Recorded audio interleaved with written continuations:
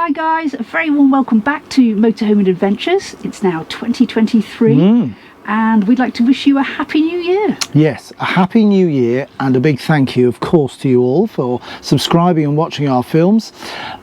What we've put together for this film is an overview because can you believe it, it's 15 months since we hit the road with this A Class Mobilvetta. And we know a lot of you have asked and have been asking during the last 15 months around questions such as cost of running a motorhome. So we wanted to give you an idea of what it's cost for the last 15 months to run an A-Class motorhome. Yeah, Bob has a spreadsheet for everything, don't you? I wouldn't be surprised deep in his computer folders if he has a spreadsheet for teabag usage, for instance. Teabag, teabag usage, well, it would depend if it was herbal or standard breakfast. Yes, there'd be different variables in it. In all seriousness though, the spreadsheets do help to outline the costs and help us plan as well for holidays and things like that, so they are useful. Yeah, absolutely. So we're going to have a little bit of a diversion into data heaven and have a little bit of a look at what the last 15 months of sort of ownership, but also of course of travel has cost us. We are going to, because a few of you have requested that we did some overview films of the trips we did in the last 15 months to France, that was 3 weeks, and to Croatia, which was... That was a month. Yes, a month. Yeah. So we're going to look at those in separate films after we've finished those series of films about the travels. And of course, a lot of you will know we're just coming to the end of that Croatia run of films, so thanks for watching those. So in those reviews we're going to be breaking down the teabag usage, or? Well, it may not be quite that bad. No, diesel usage, more likely. But what we're also going to cover, we're also, apart from the data, is we're also going to have to look ahead, give you a quick idea of what we might be planning this year, or at least what we know we might be doing this year. There may be more as well. Yes, we hope to go to France again, but we'll talk a little bit more about that in a little while. Absolutely. We've got some modifications. Oh, that's a good subject, modifications, isn't it? Yeah. And in fact, we're going away in about 2 days. For the first of those, we are heading up to Cheshire to have VB air suspension comfort version fitted to the rear of the van. So hopefully it's going to make this bus ride much more smoothly, which would be lovely, wouldn't it? Absolutely. And of course we're going to get some footage of that, footage of the work being done, hopefully give you a really close look at what it involves and hopefully give you an on-the-road appraisal once we leave Cheshire of what it's like. So that's that one. Absolutely. And there's some other modifications that we're considering, but we'll talk a little bit more about those as well. Cooking is another subject I thought would be useful to chat about. That's a good point. We all cook differently in our motorhomes, don't we? We all do different things. Well, we've found very useful our barbecue, which we plug in to the outside, and we just want to chat about cooking and how we do it and how that can be improved. Absolutely. We want to have a quick look at the internet and data options we got in the van, and of course seek your views, because on this amazing community it's all about sharing ideas and perhaps doing things better. So we'd really like to hear your views as well on that as we start to plan this year's European adventures, and of course the associated internet and data usage. And I guess without further ado, we'll go into the data. It might be time for some data of ownership and running a motorhome. So, motorhome ownership. Well, first and foremost, I've kept a track since we got it of our diesel Adblue and gas usage, propane that is. We've obviously got a 2.3 litre 160 brake 9-speed auto. It's a Fiat Ducato engine and chassis. It's a 4.4 tonne maximum weight. We obviously of course don't run at those sorts of weights. We're probably only around 3.5, 3.6 when travelling around, when loaded up for holiday, perhaps up nearer the 4 tonne mark. So Cost-wise, diesel, AdBlue and gas, I've obviously kept a good track. You can see the data there since we bought the van back end of September 2021. I fed it across to another sheet which just gathers and collates that data. So there you go. There's an idea of what it's going to cost you to run a motorhome. 15 months, remember, that we've had our A Class Mobilvetta with that Fiat Ducato engine in it. So in total, 12,690 miles we've done in that 15 months. I'll come back to the where and what we've stayed in with those two headings a little bit later. But as well as of course buying the van, which is no insignificant cost in itself, very significant cost in itself. You remember, in fact, from our motorhome show recently, we had a look round our similar 2023 Mobilvetta, and the price was gone up like something like £35,000 to £40,000 gone up, which at the time when we were at the motor show, which was October, just gone, 2022, was just on a year that we had it. So that was just, I mean, the world is crazy at the moment, but to go up, nearly 50% in a year is incredible. We paid in the 80s for the heavier chassis Mobilvetta, it was about 84 I think when we bought it, but now up around 120 mark, so yeah, crazy increases, but who knows, it may come down again. But anyway, apart from the initial cost of the vehicle, then obviously insurance, we paid just under 500 this year. At renewal time, that had also of course gone up. I think it was 300 and something in year one, 480 this year. We're both as named drivers on it. 165, we're a PHGV vehicle, private HGV, and therefore it's 165 quid to tax it. And then in that 12,600 miles, there's a bit of a breakdown of what we've used diesel wise, AdBlue wise, and Cala gas wise in pounds, shillings and pence, as it were. So 3.5k's worth of diesel in that 12,000 miles. But what's quite an interesting figure is those there. It just gives you an idea of actually what that's cost per mile, basically. So I'm sure if you've got a similar engine in yours, you could factor in those costs to guess, or to work out roughly how many miles you're going to try and do in the coming year.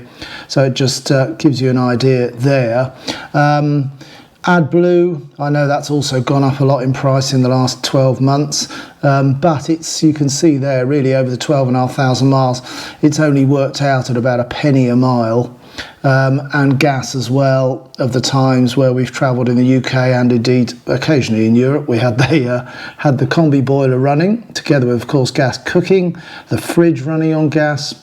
When we're not on hookup, that's given again a cost of about 2p a mile. So again, those costs are pretty reasonable, to be fair. Campsites I'll come back to in a minute when we have a look at that data. And then what we've got is we're members of the CAMC, Caravan and Motorhome Club, with the Caravan and Camping Club membership. They're only 40 or 50 quid each at the moment, so again that's not too bad. So we've kept those running into year two. Park for Night is was a great app. We've used that quite a bit, £8.70 for the whole year, as was Search for Sites, a very good app, which was £5.99 for the whole year. Or both of those I've renewed recently as we're just over the year. So it's meant that and when you see the travelling, you see we've covered a fair bit of ground. So in that grand total there, you've got 7,140 quid in the year, or in the 15 months, I should say, 15 months, which overall cost absolutely everything thrown in there, all the memberships, the diesel, insurance, road tax, you name it, works out at about 57p a mile to run our A Class Mobilvetta for the last 15 months of fun and travelling. That one, incidentally, I've just put a question mark there.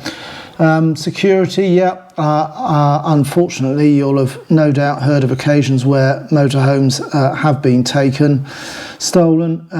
It's a sad fact of life that there will be instances of those, but we've taken a lot of precautions on ours, both physically in the van, as you know, from some of the locks around the pedals and other stuff, to also we've got a fairly comprehensive security subscription, which involves mile-by-mile GPS tracking and a number of other facilities on it, which would be movement to the van. In fact, if you remember when we were in the Channel Tunnel, I remarked that we had been contacted by the company because they detected, or their system detected, the van moving without the engine being on when we were in the train under the Channel Tunnel, in the Channel Tunnel. So it's a pretty advanced system, but I think it's money well spent. No doubt it'll have gone up when I come to renew, which is back end of this year. But it was well worth it. Thatcham category tracking, GPS tracking system, which can basically tells me where the van is at any time I care to ask the app. So that's that one. So really that's why I've left it blank, is that you can really insert your own figure there in terms of how much you're prepared to spend on keeping a track of the security and or of course motion security, that is theft security of your van. So add it into that. But 57 pence a mile for what's been an incredible 15 months I think is pretty good value. So that's the sort of basic 15-month costs, and then and I'll come back to some of the travelling when we've had a chat about what we're hoping to do this year. And incidentally, while we're on the subject of diesel and AdBlue, we're averaging on that 160 brake 2.3 Fiat 27.6 over that 12,500 miles. It varied quite a bit, obviously, in the Alps when we were fully loaded. It dropped down pretty low at times, 22, 23 to the gallon. But we've also got some, really very good figures that I was surprised myself. If we can pick out, where's the French ones? Yeah, we got a 32, a 34 there. That was the run down the sort of motorway from here in Tenby all the way down to the Eurotunnel, just getting the cruise control on the motorway. And it's a relatively unhilly run across from west to east of the UK, Welsh and English. And in fact, a similar story, in fact, there, which was in and around the travel when we were setting off again for the Eurotunnel, this time for Croatia. So, both up around 32, 33 mpg, which I was really surprised at, particularly as we were loaded for both of those trips, fully loaded, up around the sort of 3.84 tonne mark. So yeah, not better than I thought, and not too bad if you don't go crazy with your right foot. Right, well, there was the first of the spreadsheets. I bet you were excited by that, weren't you? Oh, yeah. I searched for the teabag data sheet, but I think you might have deleted it. Ah, well, you see, what you don't know about spreadsheets is that you can conceal certain pages of spreadsheets. So it may be there. I'll find it. 2,142 herbal tea bags she's used as well. Did you? No. Right. Anyway. Okay. We're going to be talking about this coming year now, aren't we? Yes. Oh, yes. Yeah. Coming year. What are we doing this coming year? Oh, well, we've definitely got one long trip planned, and that's to the Alps again in France, but this time to Morzine, where our eldest daughter is going to be living.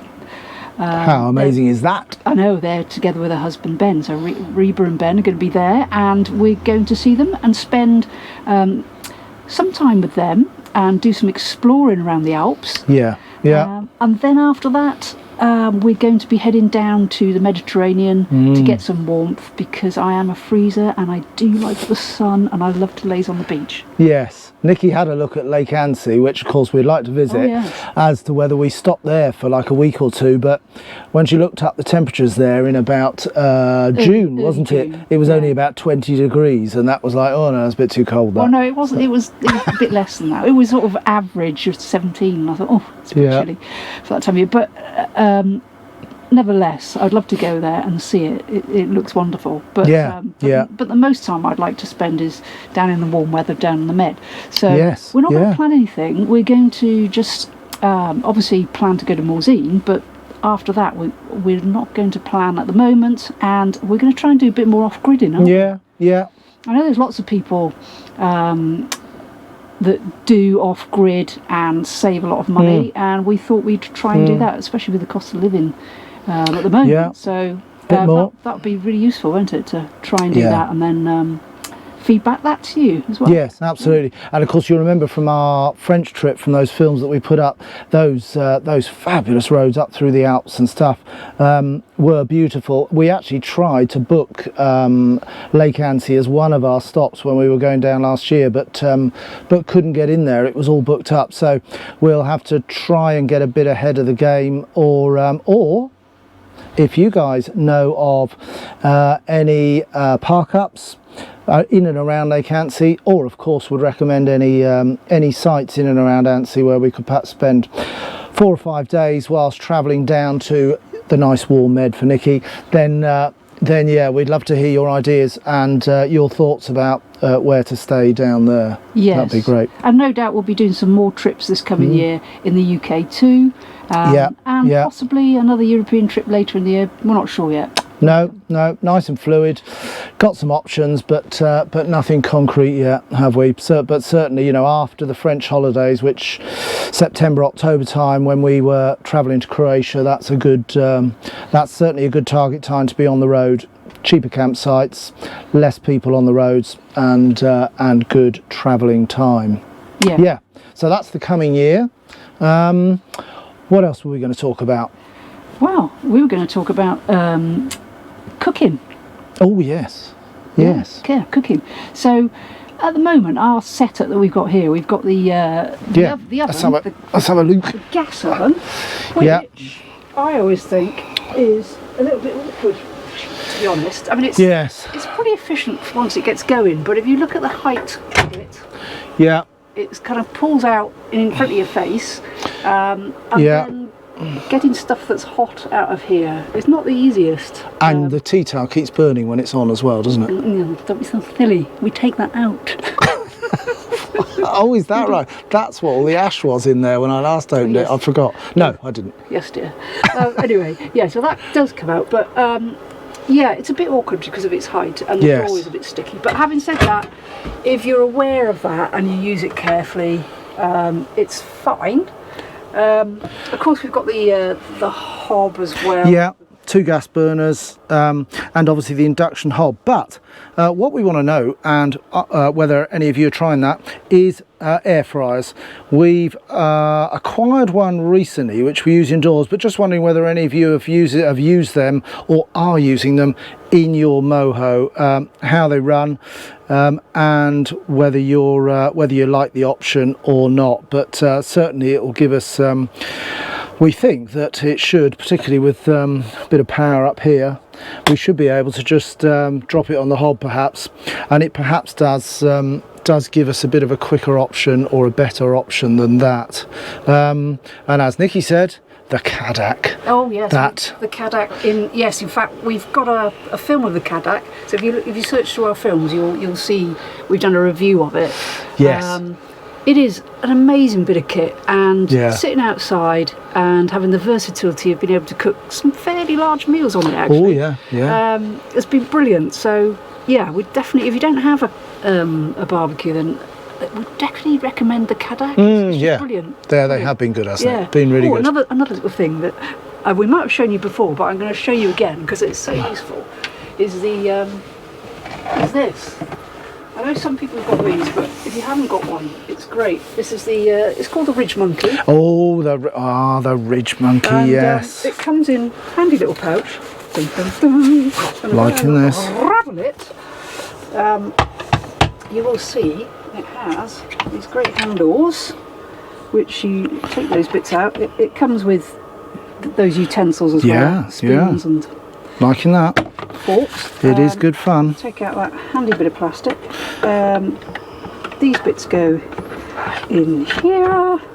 That bit goes in there, and then it works over your gas hob. Oh yes. Not the induction, I should say, but it does work over gas hob. So if you want to grill something quite easily, put your bacon in there, put your eggs in there, cheese toasty. Oh, toasties. Oh yes. It's brilliant for toasties. 2 bits of bread, cheese, onion, tomato, whatever you want.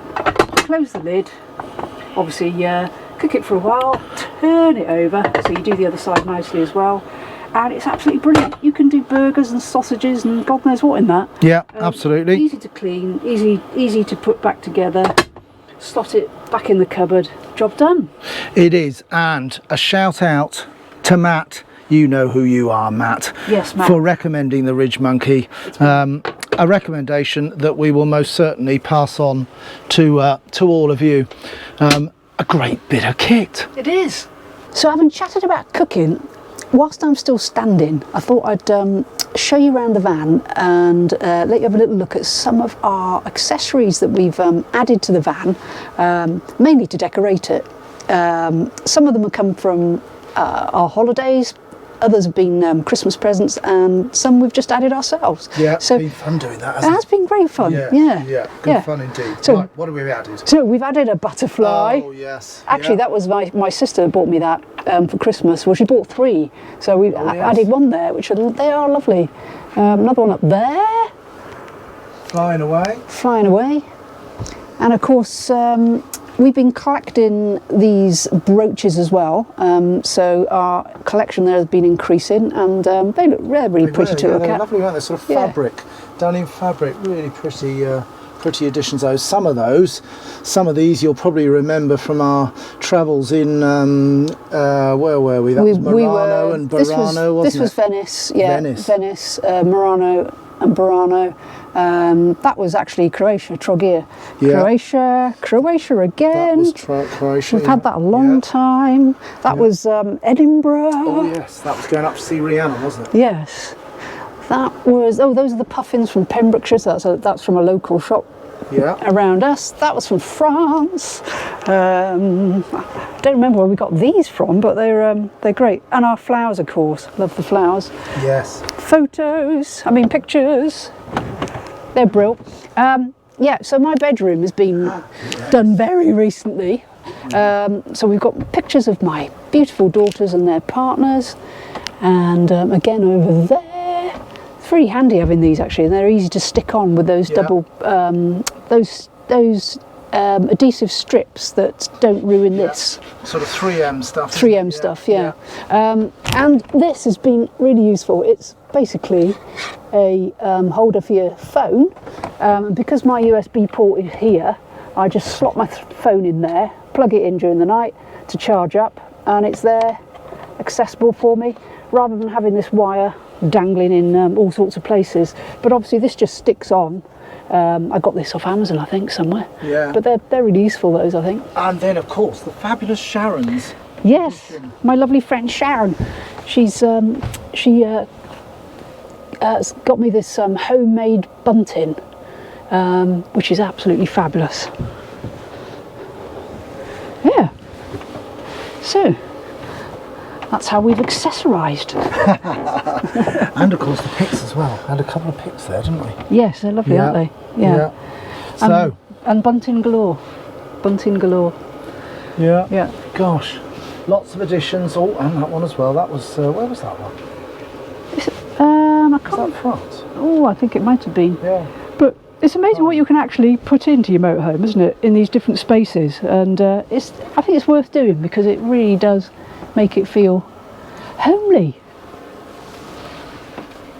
Oh yes, not forgetting the sheep is going a bit sheepish. Don't forget Dora. Dora the Explorer. Dora the Explorer. There Absolutely. Yeah. Excellent. So that was a look around the van. Yeah, our 2023 additions to the van. Right, so we talked a bit about VB Air suspension next week. excited for that one. Yeah, very excited. The other one I'm thinking of doing in sort of phases is altering or modifying the solar in the van. You remember I put a film up about adding the extra battery, HAB battery, so we now run two 110 amp hour AGM batteries, which are down under the seat there. That's just there's two ways into it. Either get into it from a locker on the outside, or from straight lifting up this little hatch here, and they're connected to this this area here. Now this is our Vetchline PWM solar controller, which obviously connects to the single 110 amp solar panel on the roof. So it's a PWM, not an MPPT controller, is only 100 watts on there. So what I'm looking to do as the next phase, now that we've got two batteries, is to swap the solar on the roof, hoping perhaps to reuse some of the existing wiring runs, which will be great. Looking at perhaps two 175 watt panels. Had a good measure up on the roof there, which as and when the time comes, I'll show you the roof space and how we do it, but looking perhaps at two 175 watt, changing the controller to an MPPT, something that could probably run and look at on the phone, because at the moment I've got no way of monitoring what's coming in from the roof. So generally having a bit of an upgrade in technology there. And then I think the final part of the solar additions will be lithium. So I've got to make sure that the MPPT I get is obviously good for both our existing AGMs, but more especially for a lithium upgrade, which might be a little later on in the year. So yeah, so we'll obviously capture all of that. A few more films for you to look forward to in the year for some mods. I'm going to take on that work myself, I think. Been doing a bit of YouTube study and got a book or two to try and educate myself a bit about solar. So yes, it'll be a bit of a voyage of discovery. So anything, of course, that you might want to add or throw in as suggestions would be very welcome, because I'm definitely not a solar engineer, but I'm prepared to give it a go, because it doesn't look too bad. No, absolutely, and that's going to help us when we're going off grid, of course. Yeah, so, yeah, bit more power there, and of course an inverter. Yeah, I was going to drop in probably a 2 kilowatt inverter. We've only got a couple of well, I can't say I use a hairdryer much. Yes, that's very important, isn't it? I don't use a hairdryer much. Ladies, isn't it very important to have access to a hairdryer when you're on holiday, one that works, and you can be off grid and use it? That's why we want to do it, isn't it? I've never used a hairdryer in my life, and look how wonderful mine is, eh? We won't say any more about that. so yes, going to add an inverter to that as well. So yes, that's all part of the solar upgrade. But do let us know, A, whether you've done that one, or B, indeed, what you're perhaps thinking of upgrading this coming year, 2023. Absolutely. Finally, we did say we wanted to have a quick chat about internet and data, because we want your suggestions and thoughts around it. So you'll know that I recently got recently got this TP-Link. It's an M7350 is the model, and the device itself just looks like that. And in the back of it, in the back here, is where you pop in your SIM card. There we go. You can pop out the battery there. SIM card pops in there. So of course the $50,000 question, as I put it back together again, the $50,000 question is, what SIM card? There's obviously a stack of options out there, and I've got to the point where I've just put in my second option. The first one was Leica, and then they started charging. It was a relatively small data package, and then there was it was difficult to work in Europe. Wasn't too bad, but what I've recently dropped in this last week in readiness for our trip up north is a Popit, P-O-P-I-T, a Popit SIM, because it looks like the sort of thing I can dip into. You can do a month of data, so I've got for 18 quid 30 gig of data, which means that obviously on the tellies up there and in the bedroom at the back there, we've got an Amazon Fire Stick, so obviously we can stream Netflix and or Prime. So at the moment, Poppit seems to be a good deal. You can pause your subscription, so just dip into it when you're traveling, depending on how much data, but more especially it's European cover, which was pretty hard to find a decent European SIM provider that would give you, a decent amount of data. So we're going to travel with that at the moment, with the Poppit SIM in it, but do let us know what you've gone for. Obviously doing it this way with this is one of the cheapest ways in to the internet and data world, right through to a sort of max view system on the roof, satellite and God knows what, but it doesn't, I've looked at MaxView and I've looked at the systems you can get, and at the end of the day you just want that reliable data stream, be it coming from the roof, from a mobile router, MiFi or whatever. So I'm coming at the entry level, if you like, 60 or 70 quid's worth of device, and if that means if that works in our travels this year, without having to spend 500 or 600 quid sticking in a MaxView or whatever up on the roof, then of course that would be a plus. Yeah, and we'll let you know how the Poppit SIM goes. I love the name Poppit, don't you? Yeah, pop it in and pop it out. Pop it out, yeah. Yeah, it'd be great to give you some feedback on that, because it could be useful for lots of people, and we'll be using it abroad as well, so we can let you know what it's like when we go abroad and how good it's been. Yeah, but of course get those suggestions in. We'd love to hear what you do, and how you've got it, and of course if there's a better deal out there than Poppit, or a better European data provider that we could use in the UK and in Europe. I know you can buy SIMs over in Europe.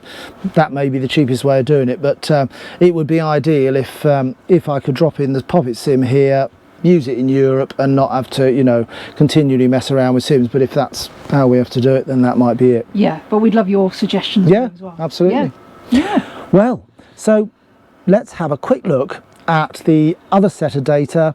That was all of our travels, how much we spent on sites, where we've been, mileage we've done, diesel, AdBlue, the lot. So a summary of our last 15 months, and there you should have then ownership, running, travel, the lot. And data on meters from the van to the wash facilities?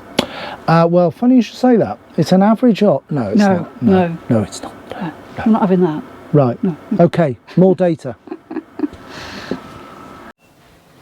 So a brief look at that.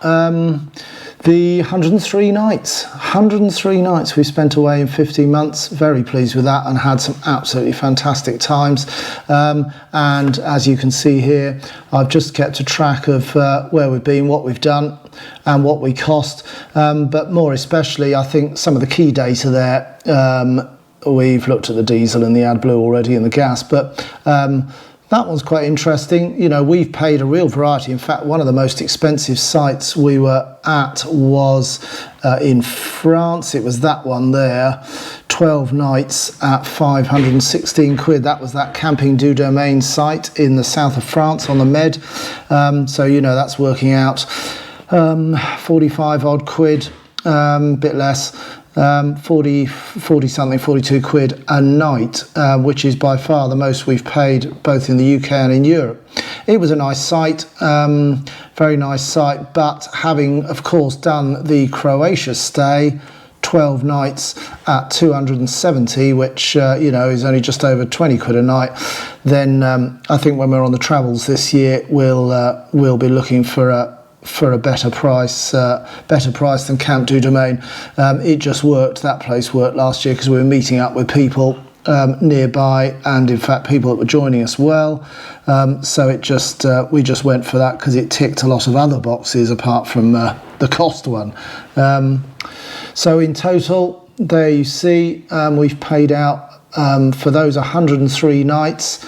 We've paid out 2491 at an average cost of £24.19, which again, I think, you know, when you think of, and we'll just jump back to some of that main data again, so that's where those costs come from there. When you think of what it would cost, say, in a hotel if you were travelling around Europe or indeed the UK, to get an average price of £24, despite all the pressures and price pressures that we've had over this last 15 months of price rises, I think is still extremely good value. But I shall no doubt keep this going. As Nicky will tell you, as I told you already, I don't mind keeping a track of a bit of data on the spreadsheet, but it gives us an idea, you know, if we're of certainly this coming 2023 year, of roughly how much that we're going to be able to afford to put, or more especially how long we're going to be able to stay away in the van over the year. So we're certainly hoping to do another at least another perhaps 8 weeks in Europe at least, and you never know, perhaps a little bit more. So that's the trip and travel information to go with the other stuff. So that's been a look at our data, and I can't believe it's 105 days that we've been away in the motorhome since we first bought it. Yeah. And more or less half of that has been abroad and half of it has been in the UK. Yeah. Absolutely fantastic. Yeah, really enjoyed that. Yeah, so we hope that you've enjoyed this episode. And we'll be looking forward to presenting you with some more films very soon. Yeah, very much so. Thank you so much to everyone that has subscribed, to our old and new subscribers. Yes, yeah. Who's saying they're old? Nobody's old. No, I didn't mean old, as you know, old, you know. What? You're old. I'm old. We're all old. What? It's only a number. It's only a number. None of you are old either. She didn't mean that. You're not old. When does a new potato become old? That's a very good question. Just thought I'd throw that in there. Well, I wonder if there's a local farmer with a spreadsheet on it. Probably. No? Might be. When does a new potato become old? Very good question, that. Wow. Well, thank you very much indeed, from both of us, for watching, for subscribing, for watching some of our craziness, and we very much look forward to you joining us during our travels and fun in the van in 2023. See you soon, guys. See you very soon. Bye. Bye now. Bye.